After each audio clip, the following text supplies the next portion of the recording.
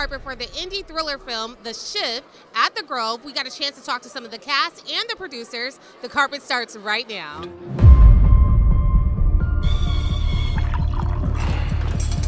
Where's my wife? I shifted her. For every choice you make, there are countless other realities where you make a different choice. You're talking about parallel Earths. Imagine having the power to move people from one reality to the next, to shift them.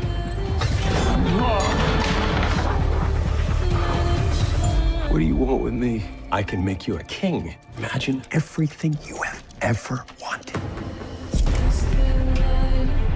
Work for me and get back with the woman that you love. It's a big night for you. You're lead in The Shift.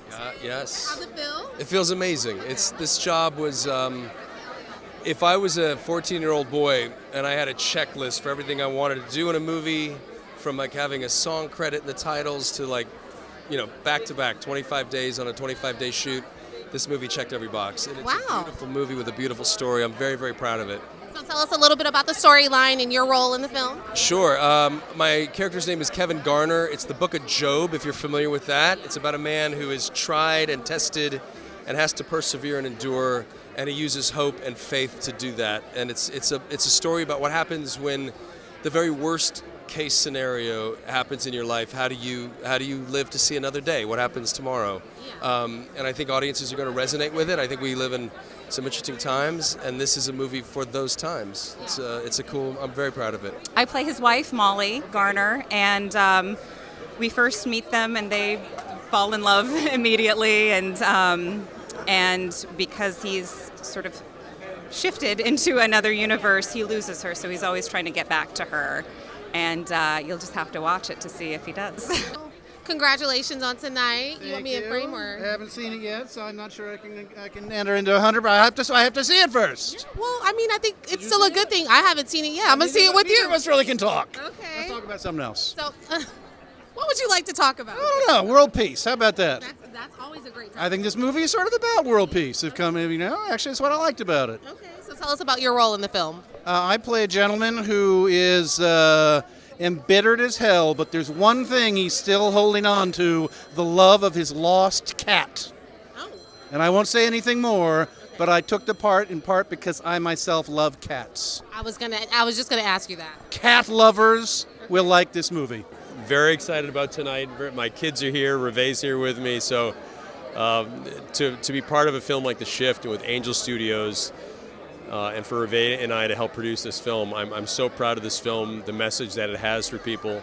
I couldn't be more proud of a film, and that's from the bottom of my heart. And for everyone to be here tonight and support it, it's fantastic.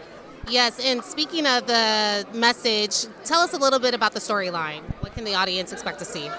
The storyline, it's interesting. My character, the benefactor, basically the devil, is tempting this one man who is going to be kind of a chosen type of guy, and I'm tempting him with everything he could ever want, so he won't pay allegiance to him, that he will pay allegiance to me. And it was such an interesting character. I mean, I've played some dark characters before, and when they first asked me to play the devil, I said no, that's too dark. And then I went home and I spoke to Reve, and we prayed about it, and she said, well, look, you're probably the best villain in Hollywood. You have such a fantastic relationship with God that I think you actually have to play this character.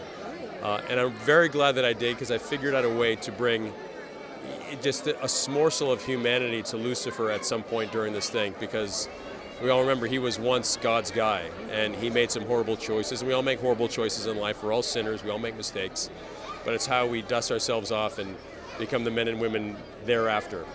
And what Chris does with Kevin is he's fantastic in this movie. I'm so proud of him.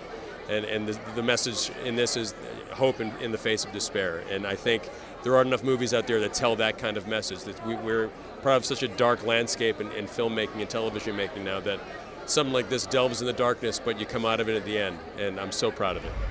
There is so much evil and inhumanity in this world, but there is also beauty and hope, and I will find my way back to her.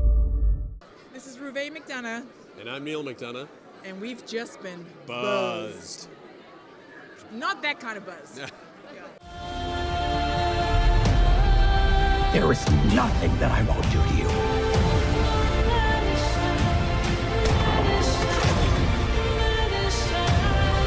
You can't just shoot the devil. There was so much evil